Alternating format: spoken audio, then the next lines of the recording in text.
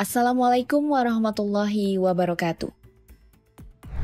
Konflik di perbatasan Thailand dan Kamboja kembali meledak sejak akhir Juli 2025. Aksi saling serang terjadi di beberapa titik, menjadikannya salah satu bentrokan militer paling serius antara dua negara ASEAN dalam lebih dari 10 tahun terakhir. Kedua pihak saling menyalahkan. Kamboja meluncurkan artileri dan roket ke arah Thailand, sementara Thailand membalas dengan serangan udara menggunakan jet tempur F-16 ke wilayah Kamboja.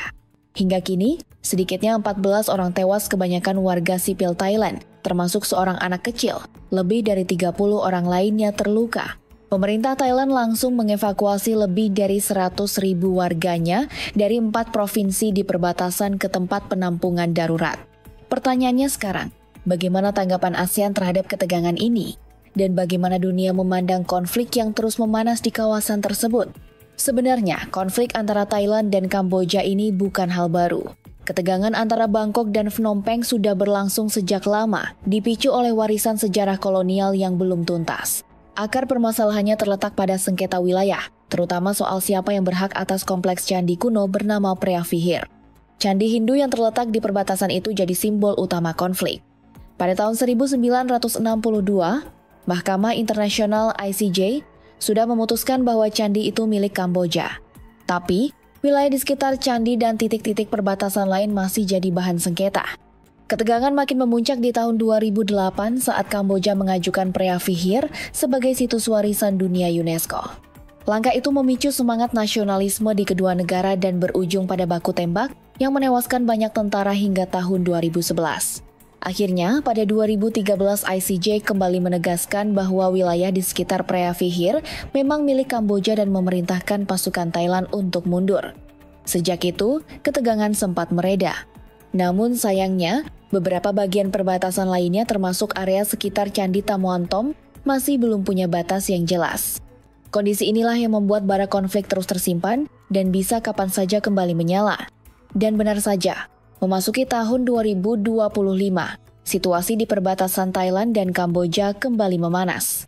Ketegangan mulai terasa sejak insiden kecil pada Mei lalu, ketika patroli dari kedua negara terlibat baku tembak singkat yang menewaskan satu prajurit Kamboja. Sejak saat itu, baik Thailand maupun Kamboja mulai meningkatkan jumlah pasukan di wilayah perbatasan. Puncaknya terjadi pada 23 Juli 2025. Seorang tentara Thailand kehilangan kakinya akibat ledakan ranjau darat di wilayah perbatasan Ubon Ratchathani.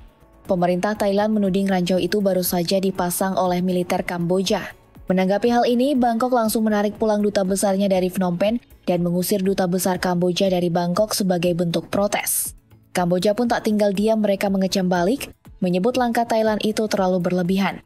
Dalam suasana yang sudah panas, pagi hari tanggal 24 Juli 2025 pecah baku tembak besar-besaran.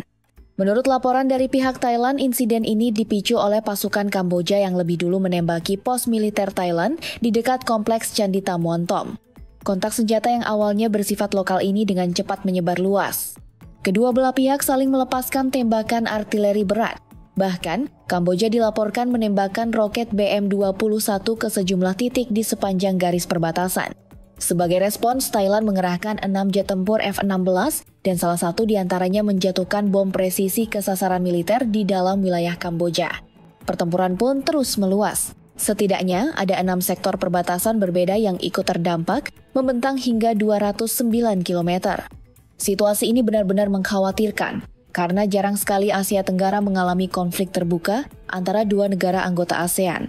Ini menjadi pertama kalinya sejak awal 2010-an konflik bersenjata semacam ini terjadi di kawasan yang selama ini dikenal damai. Ketegangan di lapangan langsung memicu kepanikan. Warga desa di Provinsi Surin, Thailand terpaksa mengungsi dan bersembunyi di bunker-bunker darurat yang dibangun dari karung pasir. Di distrik Kantalarak situasinya makin parah, sebuah SPBU terbakar hebat setelah terkena tembakan. Petugas pemadam kebakaran harus bertaruh nyawa memadamkan api di tengah suara dentuman artileri yang terus menggema. Sebuah rumah sakit di Provinsi Surin, Thailand dilaporkan terkena hantaman artileri. Serangan itu langsung menuai kecaman dari pemerintah Thailand yang menyebut aksi tersebut sebagai kejahatan perang karena menyerang fasilitas kesehatan. Mereka juga menuduh militer Kamboja dengan sengaja menargetkan warga sipil. Apalagi sebagian besar korban tewas adalah warga biasa yang terkena ledakan roket di dekat SPBU. Namun di sisi lain Kamboja juga balik menuduh. Mereka menyebut Thailand telah melakukan agresi militer yang brutal. Bahkan, Perdana Menteri Kamboja Hun Manet langsung mengirim surat resmi ke Dewan Keamanan PBB. Dalam surat itu, ia menuduh serangan udara Thailand sebagai tindakan agresif yang tak diprovokasi dan sudah direncanakan, serta meminta PBB mengadakan sidang darurat. Kedua negara pun saling klaim membela diri. Dari pihak Thailand, pejabat kantor Perdana Menteri, Bomtamwe Chayachai, mengatakan bahwa pasukan mereka hanya merespons provokasi demi melindungi kedaulatan dan keselamatan rakyat Thailand. Sementara Kamboja lewat Kementerian Luar Negerinya mengecam serangan udara Thailand sebagai tindakan sembrono dan brutal yang membahayakan nyawa warga sipil mereka. Hingga saat ini, belum jelas siapa yang memulai duluan. Tapi menurut analisis dari The Guardian, bentrokan besar pertama pecah di wilayah sengketa yang memang belum jelas garis batasnya. Jadi masing-masing pihak merasa bahwa wilayah itu milik mereka dan menganggap pihak lainlah yang menyerang duluan.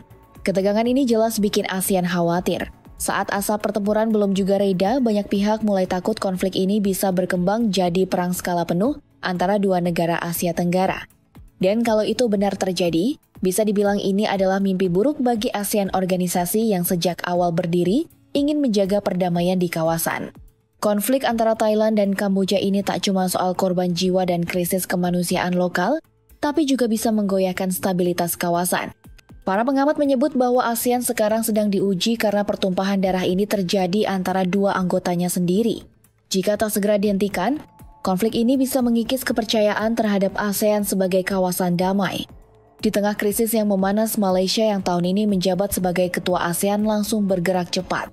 Perdana Menteri Malaysia Anwar Ibrahim pada malam 24 Juli langsung menghubungi dua pihak, PM Hun Manet di Phnom Penh dan perwakilan PM Thailand, Bomtamwe Chayachai, di Bangkok.